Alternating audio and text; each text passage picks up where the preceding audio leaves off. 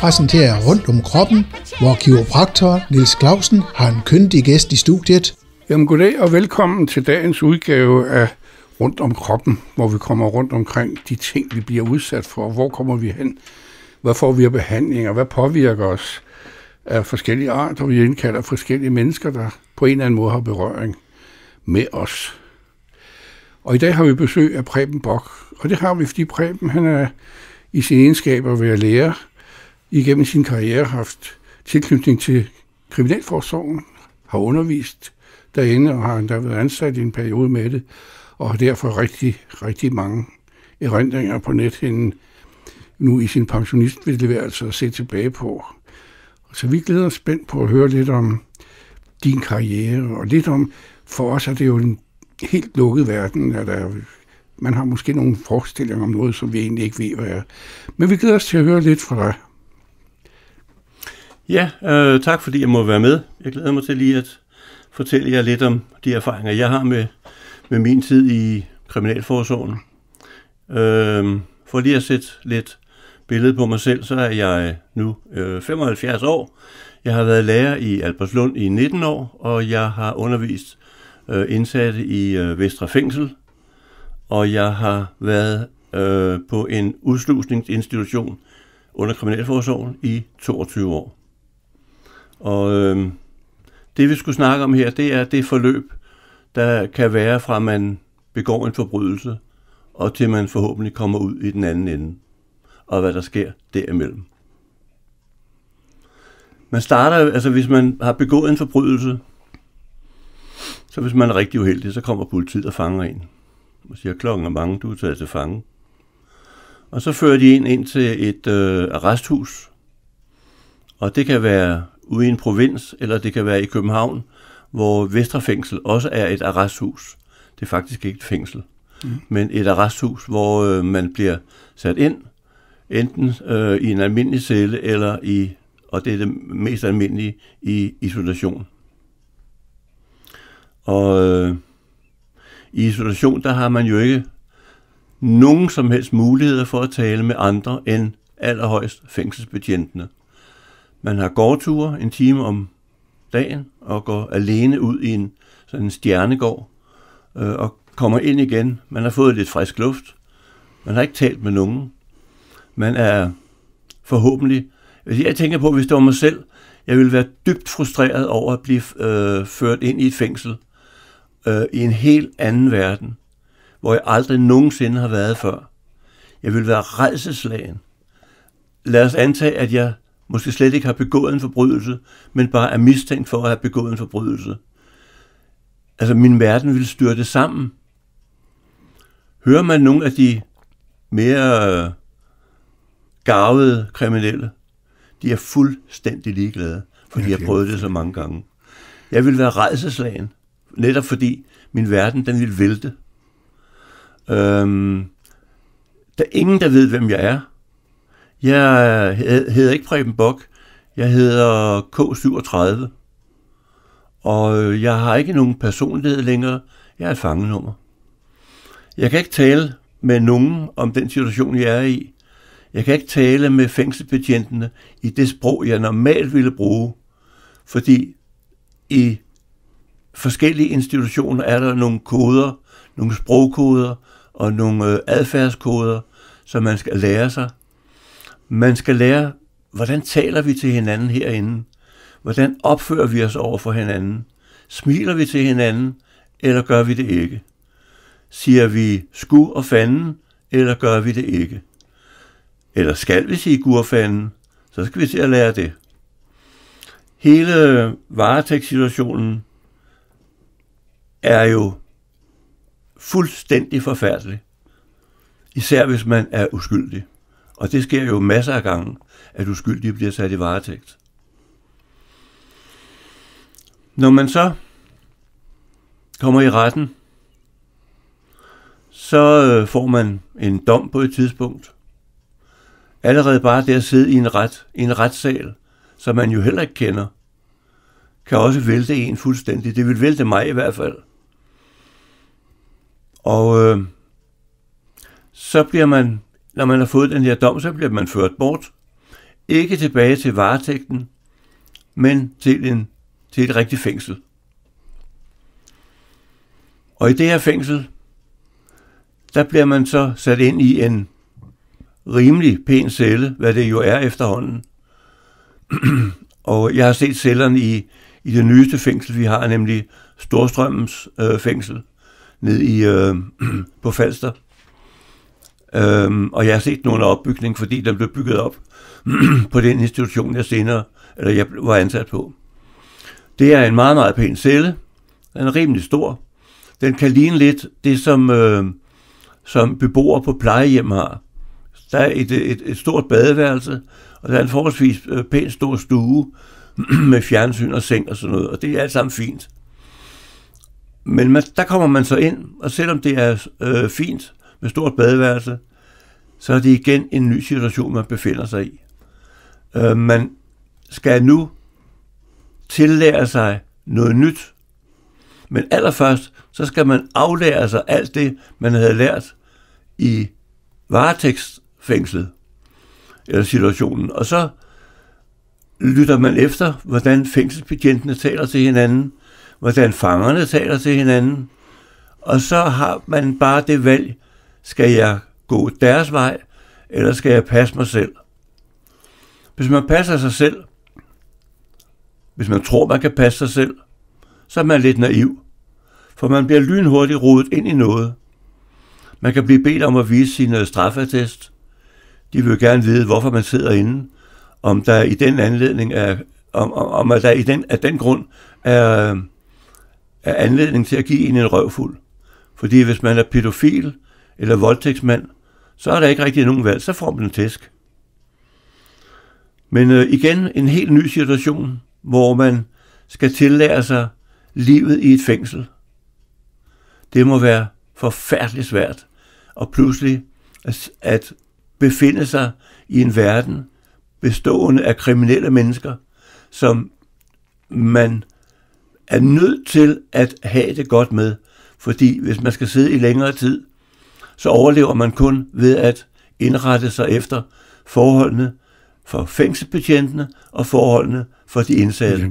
Ja. Og det er hele den tillæring, som må være rigtig svær, som man så skal i gang med. Jeg ved ikke, Niels, om du har noget at spørge om i forbindelse med det her? Nej, men du er allerede kommet ind i nogle afdelinger, som rigtig mange, der heldigvis ikke har set eller kender til. Men du beskriver levende, hvordan jeg sidder også næsten og får guldgyster ved tanken om at skulle hen sådan et sted. Ja. Og især det der meget utrygge, hvad skal jeg her? Ja, nemlig. Jeg er selvfølgelig utryghed for, hvornår går jeg ud igen og sådan noget, men det er, hvad det er. Men det, du siger, man skal til, det er, hvordan man skal opføre sig lige det sted. Ja, det var da helt specielt. Ja. Vi kender alle sammen godt det der med, at man stikker fingrene i jorden, når man kommer ud i et nyt selskab, for eksempel, og finder lige ud af, må man bande her, eller må man ikke bande? Må man være under bæltestedet, eller må man ikke? Og det er nøjagtigt det samme, man nu skal tillære sig inde i fængslet. En måde over for de andre indsatte, og en helt anden måde over for betjentene. Betjentene har et hårdt job. Al respekt for dem. Nogle af dem er rigtig, rigtig dygtige. Mange af dem er rigtig dygtige. Og får en rosende omtale af de indsatte i den tid, de har siddet i fængsel. Andre af dem, andre betjente, har øgenavne, som hentyder til, at de egentlig hellere vil være barske og hårde, end hjælpe de indsatte. Jeg har fra første færd, at jeg kom ind og snusede til Kriminalforsorgen. Det var inde i Vestre Fængsel, hvor jeg underviste i det, der dengang hed EDB. Og der lærte jeg jo, at man må ikke være for flink over for de indsatte. Mm-hmm. Man må ikke være medgørlig. Fordi det er jo kun fanger. Det er jo kun Nord 31 og Nord 34 og Syd 38. Og det er sådan det, de hedder. De hedder ikke deres navne. Men det gør vel noget for det forhold, man ja, står overfor, ikke? Heldigvis så er der jo ikke nogen, der ved, hvordan jeg taler med folk, når de sidder oppe i klasselokalet. Og når jeg for eksempel får at vide, at Preben, du må ikke spørge, hvad de sidder for. Så tænker jeg, at det skal de ikke bestemme. Jeg har altid spurgt, hvad folk sidder for. Jeg havde tre fine ældre mænd engang, som sad med pæne jakker på, og så rigtig pæne ud, var i alderen. De var vel i 60'erne. Og så siger jeg til dem, hvad sidder I egentlig for? Ja, vi sidder her på grund af vores tro. Nå, tænkte jeg, er det noget med Jehovas vidner eller noget? Så siger jeg, hvad betyder det? Jo, vi troede, den gik. Ja, men, jamen, hvem sidder hvor? Er fængslerne vel lidt forskellige rundt i landet? Og man sidder der, hvor der er plads. Ja, vi har også et arresthus i Ringkøbing, for eksempel. Ja, men det er jo dem, der bliver anholdt her i sognet, havde jeg nær sagt, ikke? Ja. De ryger til arresthuset her. Men man kan jo også risikere, at hvis der ikke er plads i Holstebro eller et andet sted, at de så bliver kørt hertil. Ja. Og der sidder de altså mutters alene. Ja. Men det må være godfuldt. Ja, det må. Så fra man er fri, til man kommer i varetægtsfængsel, der skal man lære at opføre sig på en bestemt måde. Sprogkoder, adfærdskoder.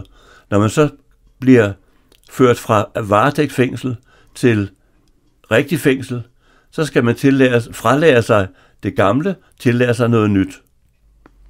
Så kommer hele den der lange fængselsperiode, hvor man mere eller mindre mister sin identitet. Ja, det må man jo gøre. Ja. Fordi man bliver jo ikke regnet for noget, man er bare en skide fange. Og igen, der er forskel på fængselsbetjente, og rigtig mange dygtige, men der er altså også nogle brodne kar indimellem, ikke? Og dem har jeg i hvert fald hørt om. Når man taler om en betjent, som har et motto, der hedder, når det handler om, at der er ballade, opsøg, optrap, nedkæmp. Ja. Hvis man hører, at nu er der nogen, der er oppe og slås et eller andet sted, skynd sig op til dem, trap situationen op, og så læg dem alle sammen ned på gulvet. Yes, og så tænker man på sætningen, der siger, vold avler mod vold. Det gør det. Ja. Det gør det, og det kan man kan også tale om i den forbindelse, om fængsling overhovedet virker, eller hvorfor vi fængsler folk. Ja. Det er så nok en helt anden snak. Men så bliver man på et tidspunkt, kan man søge om prøveløsladelse. Det er ikke en ret, man umiddelbart har, men man kan søge om det. Og ikke noget med, man bliver løsladt på grund af god opførsel eller noget. Sådan er det ikke. Det handler slet ikke om man har opført sig godt eller dårligt. Det går vi andre og tror. Ja.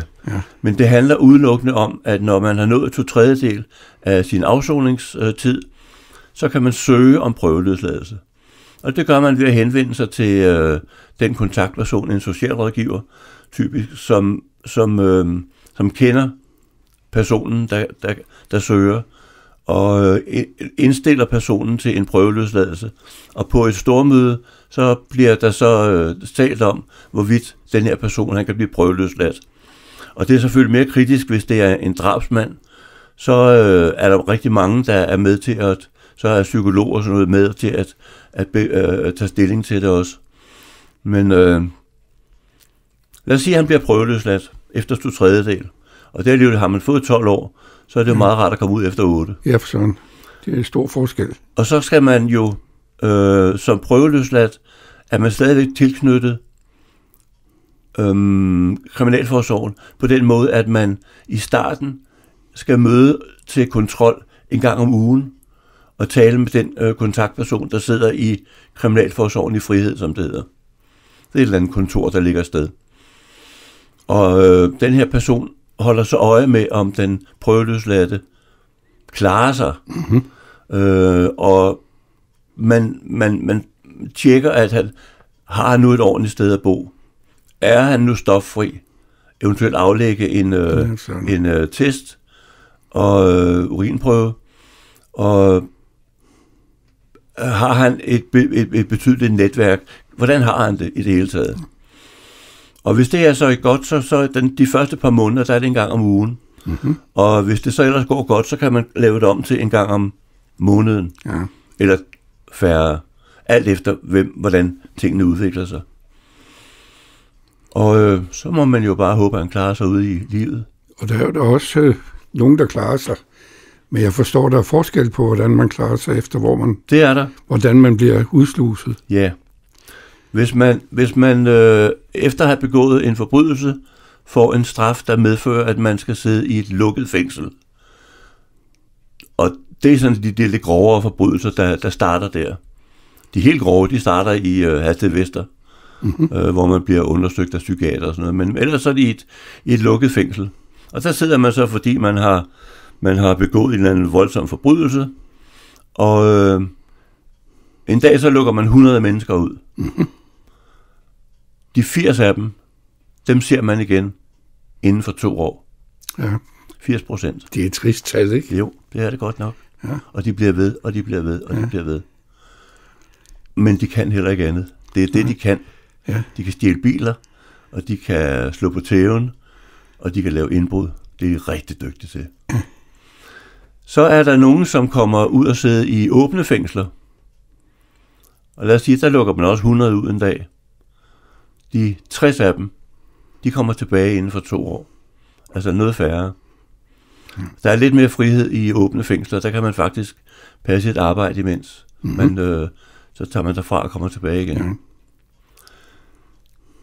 Da jeg var lærer, der underviste jeg jo så samtidig inde på Vestre Fængsel. Og en dag blev jeg ringet op fra skoleledelsen inde på Vestre Fængsel, som fortalte mig, at man skulle lave en udslusningspension ude i Hvidovre i Avedøre, og man var interesseret i at få mig med. Og det var jeg jo meget stolt over. Og jeg deltog så i hele opbygningen af den institution, som hed Lysholmgård. Ja, det er utroligt spændende at være med.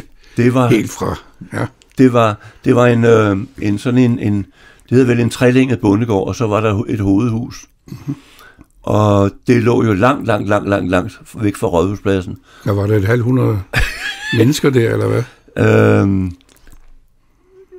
Hvis man ved, hvor Hvidovre ligger, så ved man, at det er faktisk ikke meget langt væk fra Rådhuspladsen. Nej, det er det ikke. Men Avedøre, det var et sted, man tog hen på udflugt. Ud til Vestvolden, for eksempel. Du spurgte om noget, jeg glemte dig. Det var lige meget. Ja. Men vi opbyggede en institution efter helt vores egne regler. Vi skulle ikke spørge kriminalforsorgen om noget. Vi skulle selv finde ud af, vi skulle selv opfinde den dybe tallerken en gang til. Hvad må man? Hvad må man ikke? Hvad skal vi gøre, hvis man gør noget, man ikke må? Hvad skulle tingene hedde? De forskellige områder på matriklen. Flagstangen, den var ikke for køn, så den lagde vi ned. Og af hele det forløb der, og vi var 14 dage på kursus, der blev vi var 10 personaler, vi blev tømret sammen, og kendte hinandens styrker og svagheder, og det var fantastisk. Så den 15. november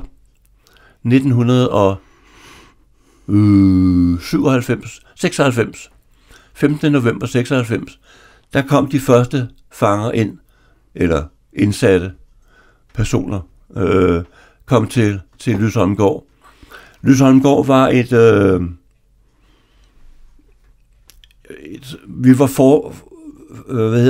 det var et flagskib, fordi vi havde forskellige undervisningsprogrammer.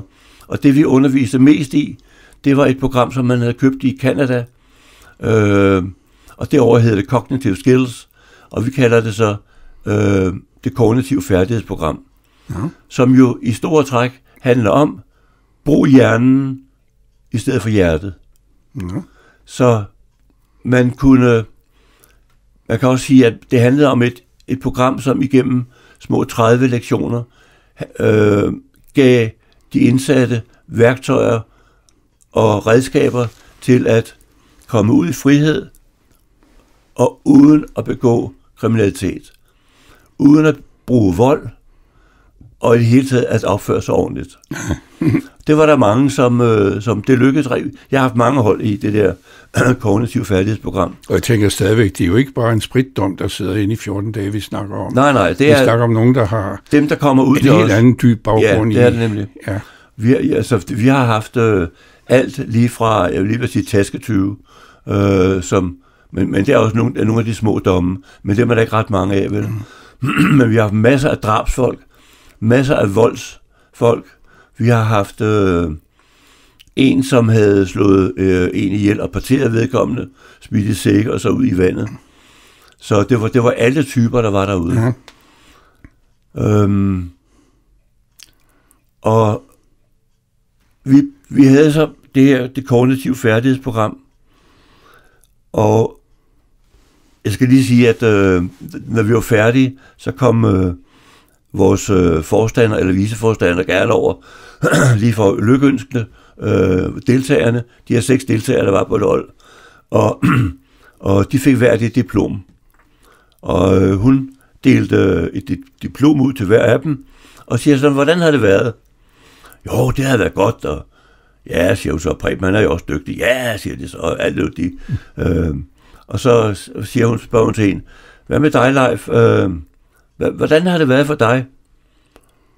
Det har sgu været godt, du. Det har givet stof til bagtanker.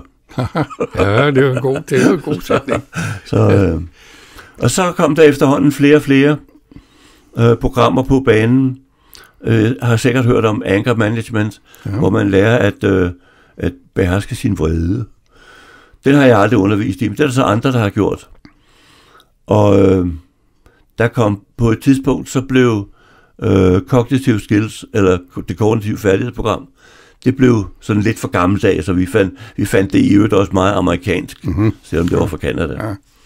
Så der kom et nyt program, som hed Nye Veje, som var langt bedre. Jeg har aldrig undervist i det selv, men jeg har hørt fra både deltagere og undervisere i, hvor godt det var. Jeg hed jo fængselsoverlærer, men jeg havde akkurat det samme job som mine andre kollegaer. Sådan, ja. Vi var 10 mennesker. Jeg var skolelærer, man skal jo ikke glemme sig selv jo. Og så var der 3 pædagoger, 3 socialrådgivere og 3 fængselsbetjente. Ja. Og vi kunne alle sammen en hel masse, og til sammen så kan vi alt. Sådan. Vi puttede al vores erfaring og viden ned i en gryde, og når vi skulle bruge noget viden, så dykkede vi ned i gryden, eller spurgte Else, vores socialrådgiver, hvordan gør vi lige det her? Hvordan skriver vi det her? Eller betjenten, går der ikke lige med op til ham deroppe? Han er lidt ude af feppen. Det, der er deprimerende ved, kan man sige, med sådan et job, det er, at alt stort set udspringer af stoffer. Ja, det må være forfærdeligt. Alt. Ja. Du kan tale om drab, vold, slagsmål, alt muligt. Roden til alt ondt. Det er stoffer. Ja. Det er et helvede. Vi havde en fyr, som en aften sad og krampede, og de andre kom ned og kaldte på os. Man skal jo lige forstå, at Lysholmgård var den her bondegård. Der var 3 afdelinger, A, B og C, og der boede 8 stykker på hver afdeling. De havde deres eget lille værelse og et fælles køkken og stor frihed. De kunne gå derfra om morgenen, gå i skole eller på arbejde og komme tilbage. Nogle sad på nogle bestemte vilkår og skulle komme tilbage efter arbejdstid. Andre skulle bare sørge for at være hjemme hos os 22:30. I den tid kunne de så tage hjem til familien og hygge sig med og skabe netværk til dem igen. Nu mistede jeg tråden, hvor var jeg henne? vi er jo stadig på Lysholmgård. Vi kan jo springe til at sige resultatet. Nå jo, det var det, jeg vil sige. Jeg skal lige gøre den færdig med hvor forfærdeligt sådan noget det kan være. Ja. At han sad og krampede, ham fyren her, en ung fyr. Og vi var i tvivl om, hvorvidt han havde sukkersyge, og det var insulinchok, han havde, eller hvad sådan det kunne være. Og jeg undersøgte så, at han havde ikke sukkersyge, diabetes, så det måtte være noget andet. Og så var der en af de andre, der sagde, jamen han har drukket en hætte. Ja. Og en hætte, det er sammensat af nogle forfærdelige ting. Blandt andet, det kan være toiletrens, Ja. det kan være fælgrens og andre gode sager. Om man overlever eller lever videre, det er ikke til at vide. Om man overlever dårligt eller godt, det er heller ikke til at vide. Man ved slet ikke, hvor meget man kan tåle. Nogle gange dør man, og det gør man kun én gang i øvrigt. Ja. Men, jamen, det er så forfærdeligt. Man tænker på ecstasy, de unge mennesker, der synes, det er spændende. Ja. De er jo også lavet af alt muligt, Ja. der absolut ikke er spiseligt. Og jeg tror, hvis de unge tager i byen, og der er nogen, der tilbyder dem en pille, jeg tror, de bedøvende er ligeglade med, hvad det er for en. Ja, fuldstændig. Tag den her, så bliver det godt humør, og de gør det. Ja. Om det så er ecstasy eller amfetamin, eller hvad det er. Ja. Så, det er forfærdeligt sørgeligt. Han blev kørt på sygehuset ham her. Vi ringede efter ambulance, og politiet kom også. Og så kom vagtlægen også. Ja. Og han blev lagt på en båre, og båret ned ad nogle trapper. Og da vi kom ned ad de her 15 trappetrin, så rejste han sig op og siger, hvad laver I? Ja. Og så hoppede han ud af båren. Og så fortalte de ham, at han jo havde haft det her anfald, og han skulle lige på sygehuset. Han skulle fandme ikke på noget sygehus, sagde han. Og så fik han anfald igen. Og så blev han lagt op på båren og bundet fast med stroppe, og så kørt på sygehuset. Ja. Det er vemmeligt at opleve. Ja. Jeg ved ikke, hvad man tænker, om de unge mennesker skulle opleve noget indenfra lidt mere, eller hvad man skal gøre for at afskrække dem. Jeg husker min egen oplevelse med, hvad stoffer egentlig var. Jeg havde job på børnepsykiatrisk, ungdomspsykiatrisk hospital. Jeg var jo simpelthen bare studerende, da vi hjalp med. Ja. Men en af opgaverne var at løbe ud og finde en, som var stukket af derfra. Ja. Og det lykkedes mig også på Nørrebro at finde ham i hans vante omgivelser. Jeg har tidligere i mit liv set film af den slags, hvor man ser i Hongkong nogle opiumshuler, hvor folk lå i køjeseng over hinanden med en halv meter imellem. Ja. Fuldstændig. Jamen altså, det er jo så voldsomme billeder, som man tænker, det er jo bare film. Ja. Det har jeg oplevet på Nørrebro. No. Jeg har simpelthen set det på Nørrebro. No. Jeg kan dårligt beskrive det. Ja. Hvad der lå på gulvet. Der var ikke det, der ikke lå på gulvet, som ikke skulle være der. Hvor kunne jeg godt undre mange har set det. At det er altså ikke bare for sjov, man tager den første pille, man ikke ved, hvad er. Det er ikke bare for sjov. Nej. Fordi der kommer jo mere med i billedet, når vi snakker om det, og i forbindelse med, der er også det, hvor får de det fra ind i fængslerne. Ja. Men der er dronen jo et godt redskab. Ja. Den kan flyve hen over en fængselsgård og dumpe noget ned. Nu har man på mange steder sat net op, for at det kan lade sig gøre over hele fængselsgårdsområdet. Ja, det er hyggeligt. Ja. Men der bliver kastet ting over fængselsmurene også, ikke? Og der bliver smuglet ind, og nogle gange så er der nogen, som egentlig ikke burde gøre sådan noget, men de gør det alligevel. Ja. Og så er der det kan være nogle ansatte, ikke? Og så er der selvfølgelig alle venner og familier, som der er mange steder, man på kroppen kan gemme en lille smule et eller andet. Ja. Ja. Men når du siger, der kan være ansatte, jamen det er jo ikke noget, de gør bare for sjov. De er på en eller anden måde faldet i en fælde, hvor de så bliver presset. Jeg kender godt din familie. Ja, nemlig, altså, jeg ved, hvor du bor. Og jeg har venner, der er derude. Ja. Det er sådan nogle ting, der... Ja.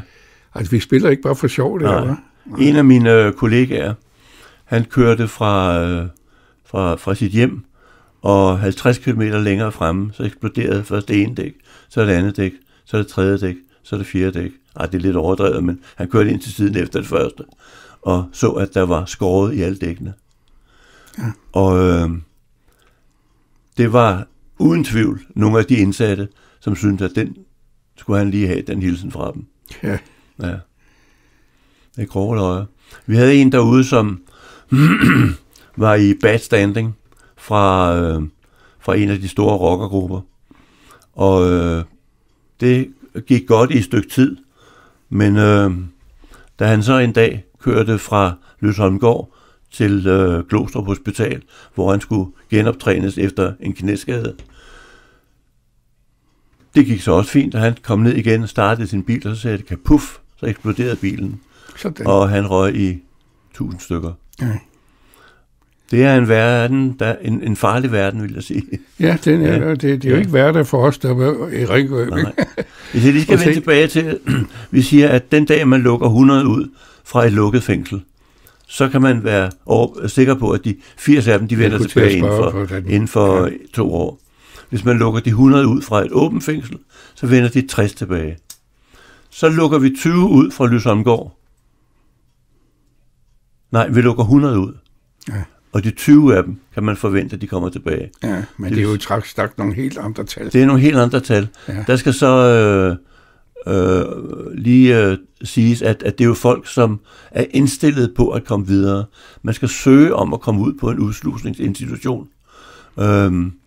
Man skal være indstillet på at få noget undervisning, følge nogle helt andre regler, og man kommer til forsamtaler, og man laver virkelig en ansøgning. Og på Lysholmgård er der nogen, ganske få, som efter en forsamtale har sagt, den frihed, den kan jeg ikke klare. Jeg stikker af. Ja. Og så har de sagt, så jeg bliver det, hvor jeg er. Ja. Ja. Men jeg skal lige sige også, at jeg fandt hurtigt ud af, at når man er indsat, og man skal tage hånd om dem, der er indsat, så er kriminalforsorgens job at tage deres frihed. Ja. Når man har taget deres frihed, så skal man ikke tage mere. Okay. Så skal man give. Ja. Det har været min, helt fra inden jeg startede i kriminalforsorgen, men gik til undervisning på Vestre. Det har været altså mit motto. Tag deres frihed, så skal du heller ikke tage mere. Du skal give. Og der er nogen, som tager mere.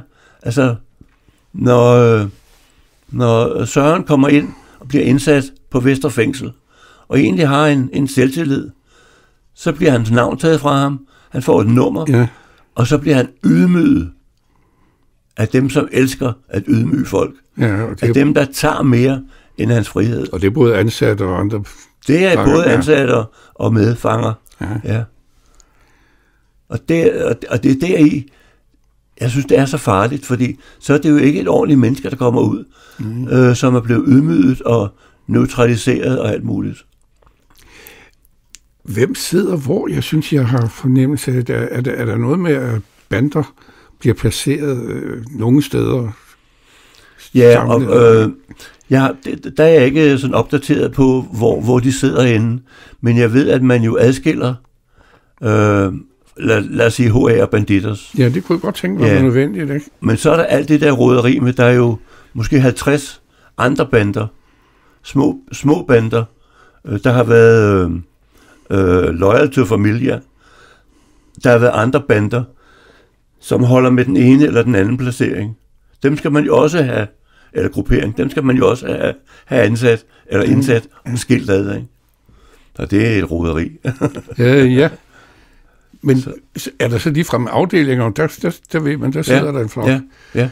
Men hvad holder de så ikke hinanden ved lige i at tænke skidt? Jo, det gør de. Kunne man tænke. Ja. Altså, jeg ved, at på Nyborg Statsfængsel, der sad kobraerne, Black Cobra, som de hed, og så sad Banditers et andet sted. Og jeg måtte ikke gå igennem den afdeling, hvor Banditers sad, fordi, når vi skulle over til undervisningen, fordi Banditers og Black Cobra, de var uvenner. Ja. Så vi måtte gå en omvej for at komme over til undervisningslokalet. Ja.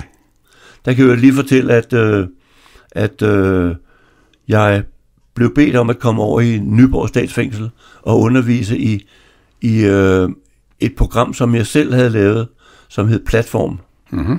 Og det indeholdt mange af de elementer fra det kognitive færdighedsprogram, som var gode, men bare moderniseret og fordansket. Og fordansket især nok. Ja. Og jeg underviste en gruppe på 6 medlemmer af Black Cobra, som jo var nogle rare rødder dengang også. men opførte sig pænt og dejligt og hyggeligt og rart i undervisningssituationen.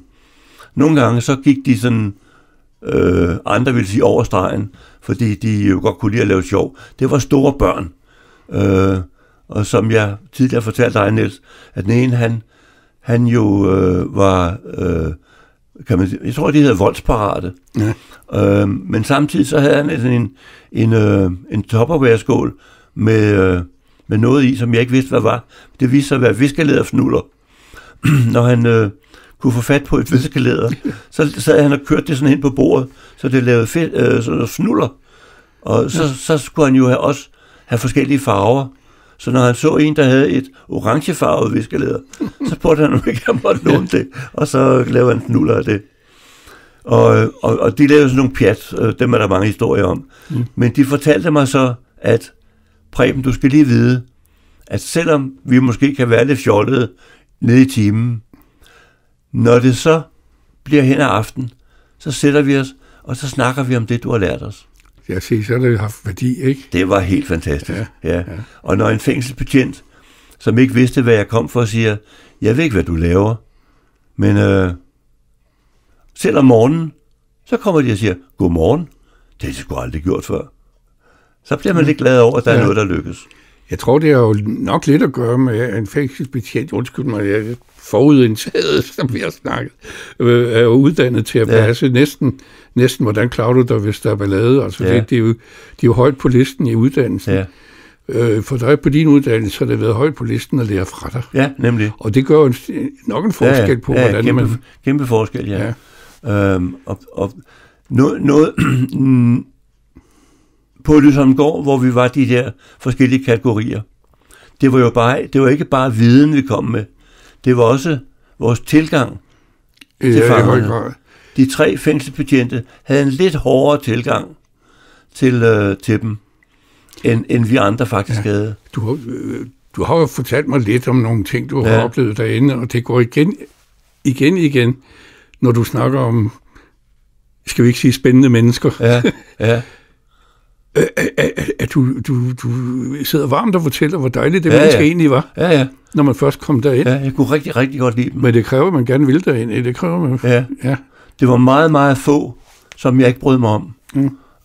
Og det viste sig jo, at inde bag den der facade, der er for et fortærsket udtryk, der sidder en lille bange dreng. En lille bange dreng, som engang, det tænker jeg tit, da han lå i barnevognen, og der kom en og dækkede, og han smilede til dem, og forventede, at det her, det bliver simpelthen godt. Der er blå himmel med skyer derovre, og folk de kommer og dækker mig. Nej, hvor jeg glæder mig til at blive stor. Og pludselig sidder de i fængsel. Ja, fordi de måske bor et uheldigt sted, og bliver grebet ind af nogle andre til at begå noget kriminalitet. Ja, sådan. Vi vil gerne have nogle ordentlige mennesker ud af fængslet. Det skal ikke være nogen, som er bitre. Det skal være folk, som siger, okay, nu har jeg lært lektien. Jeg gider ikke mere. Nu vil jeg ud og have en familie. For det er deres højeste ønske, at komme ud og få kone næsten på bagtungen og spørge dig om det. Ja. Det er det, de gerne vil. Og så har jeg jo også det der spørgsmål, hvem er det, der sidder derinde? Jamen det er banditos, det er rockers, det er jo fremmede, og det er danskere, det er jo én ting. Ja. Men kriminelskalaen, kan man kalde den det, er jo egentlig ens.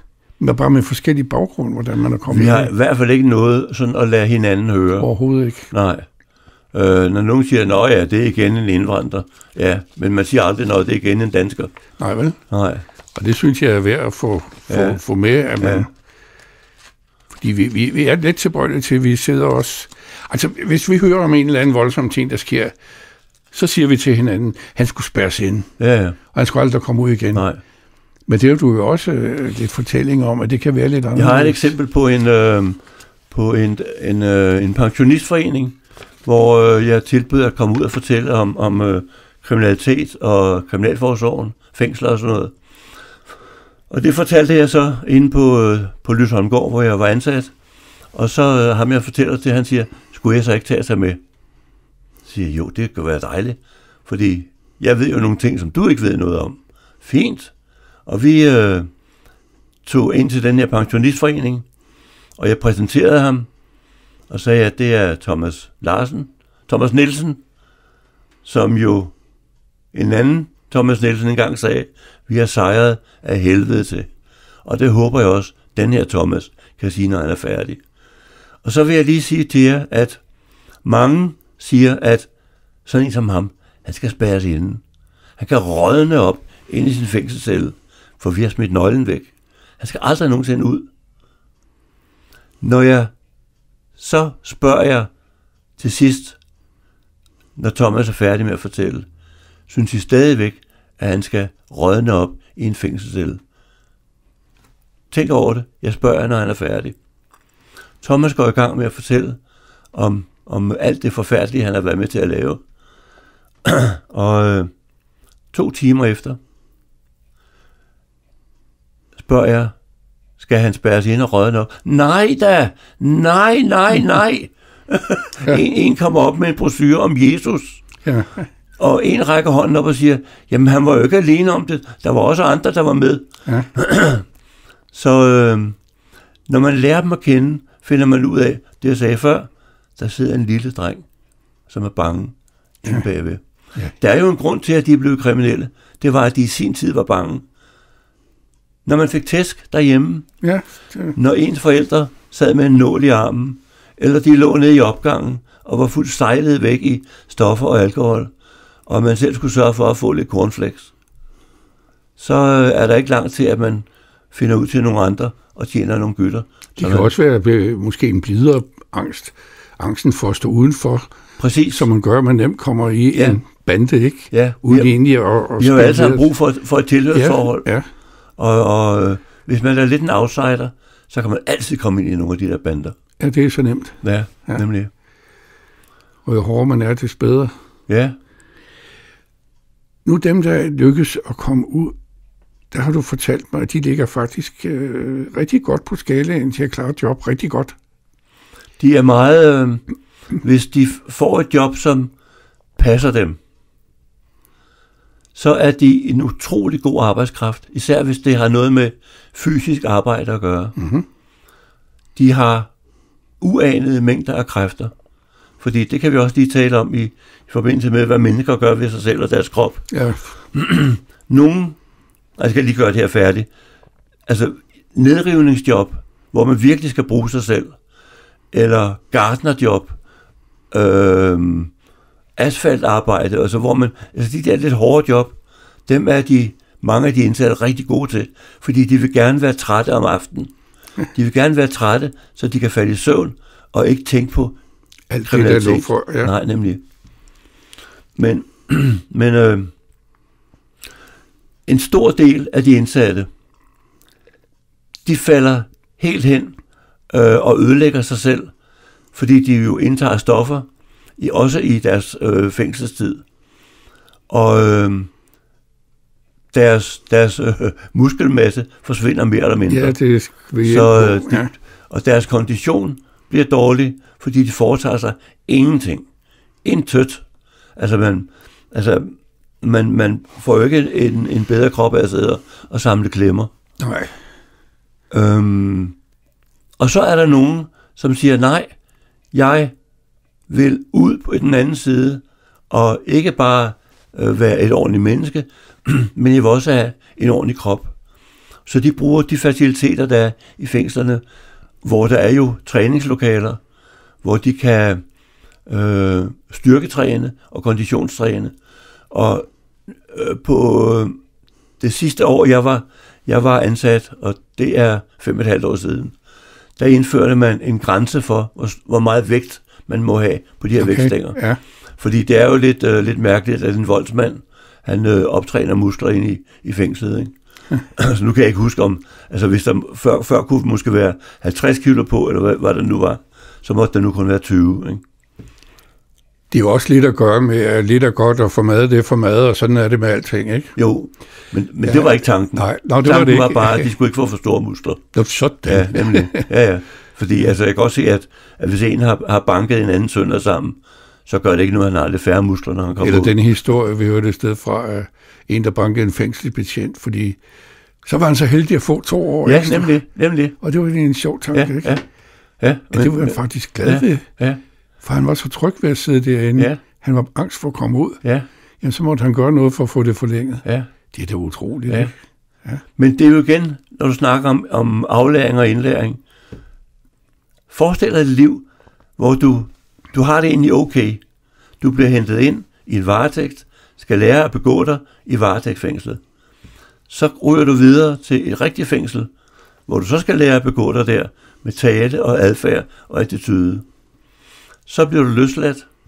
Så kan du ikke bruge noget af alt det andet. Du skal aflære dig det hele. Sproget, attituder, væremåde, alt. Og nu skal du til at lære, hvordan går man ned i Netto og handler. Og hvad gør man, når hende, den tykke dame bagved, hele tiden bliver ved med at skubbe sin vogn ind i mig? Ja. Vender man sig om og smækker ind i en, eller flytter man sig lidt, eller siger, undskyld frue, pas lige på. Ja. Alt det skal man lære. Jamen, det tager jo også lidt at lære, hvis man bestemt ikke har kunnet det før. Ja, og det kan de ikke. Nej. Men har der mødt mennesker, man kender, som skulle lære at tælle til 13? Det var da så simpelt i det vores almindelige hverdag. Ja. Og det er jo noget forstærket i de situationer, du har oplevet. En var så, han var i fjernsynet, en af dem, som havde haft det kognitive færdighedsprogram. Han blev spurgt om, hvordan det havde været for ham. Jo, han synes, det havde været godt, fordi nu, de har lært at tælle til 10, før de slår. så der kan udtrykke, og ham der så havde, det gav stof til bagtanker. Jeg kan sige, at jeg engang selv har haft, og det har været en fordel for mig, har siddet 14 dage i hæfte oppe i Horserød. Og det hænger sammen med, at jeg var militærnægter, og vi nedlagde arbejdet og fik en kollektiv straf på 14 dages hæfte. Helt tilbage i, hvad har det været, 69 eller sådan noget. Og der sad jeg sammen med 2 af mine nægterkammerater. Men 2 dage inden jeg skulle løslades, blev de løsladt. Så tænkte jeg, men jeg kan jo ikke sidde her alene. Så jeg lejede en radio. Det kostede 8 kroner i døgnet. Okay. Og lejede en lille transistorradio. Aftenen inden jeg skulle løslades, så kom fængselsbetjenten ind og tog min radio.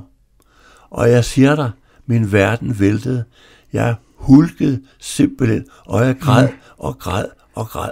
For nu var jeg helt alene. Ja, for søren. Sikke en oplevelse. Det var egentlig også så mærkeligt, fordi slap dog af, mand, du skal ud i morgen tidligt. Nej, så enkelt var det ikke. Så enkelt var det ikke. Og det er også ud fra den baggrund, at jeg tænker det her med, at når de kommer i fængsel, der er et menneske i fængsel her. Når man har taget deres frihed, så skal vi ikke tage mere, for det er rigeligt. Ja. Så skal vi til at give og bygge dem op til de mennesker, som vi gerne vil lukke ud.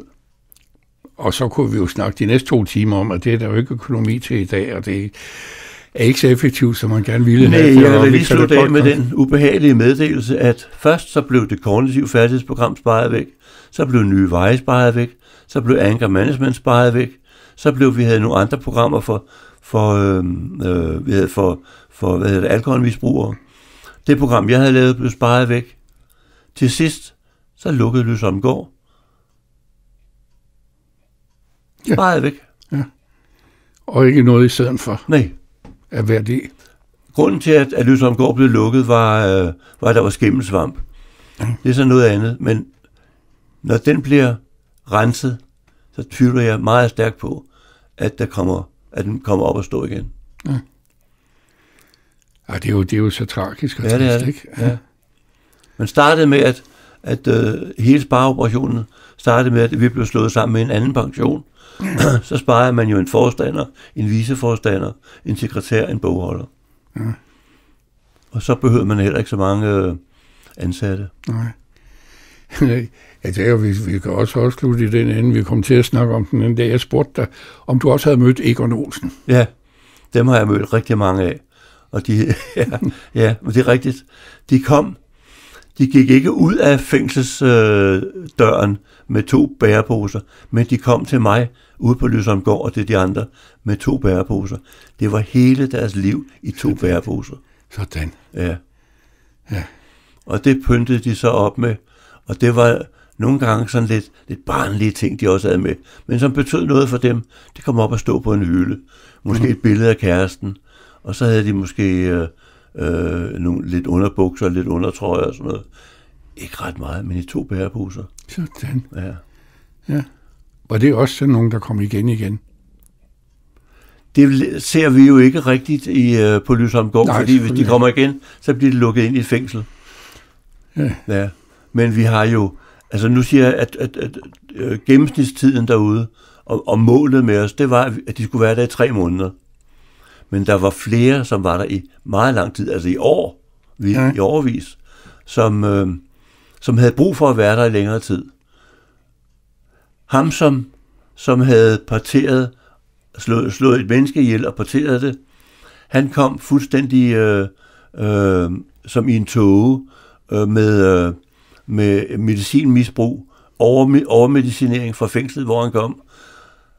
Og vi afmedicinerede ham så, nedtrappede det hele, og han fik klare øjne igen, og blev, kan man kalde et ordentligt menneske, men fri af alt det der medicinlort. Ja. Jeg kan huske den anden dag, da jeg spurgte, om du ville fortælle lidt om dine oplevelser der. Så sagde du noget i retning af, at det kan man da ikke bruge en time på, men det har vi faktisk gjort. Har vi det? Der er gået en time, og vi har fået lidt, synes jeg, lidt spændende indblik i en helt anden verden, end der er vores almindelige dagligdag. Ellers kommer jeg gerne igen. Ja. Hvordan kan vi med vores krop undgå at komme derind? Har du et par tips til, hvad man undgår? Og har du også på sidelinjen set, når vi nu har snakket om kroppe, du siger, at de var så dårligt trænet, og har du nogle gode råd? Altså, nej, det har jeg ikke, vel. Andet end, at det værste, man kan gøre, det er vel at give op. Både med sin egen krop og med livet som sådan, ikke? Det er jo sådan set et rigtig godt råd. Ja, det skal man ikke. Så, nej, det ved jeg ikke, altså. Men jo, det er en lukket verden, og det skal den jo også være. Ja. Men sidder der en betjent ude og hører det her, så vil jeg bare sige, det kan godt være, at du er et ordentligt menneske, og du behandler de indsatte ordentligt. Husk, at når du har taget deres frihed, så skal du ikke tage mere. Så skal du give. Det mener jeg var en fin afslutning på dagens snak. Preben Bock, ja. Tak fordi du kom. Tak fordi jeg måtte. Det var spændende.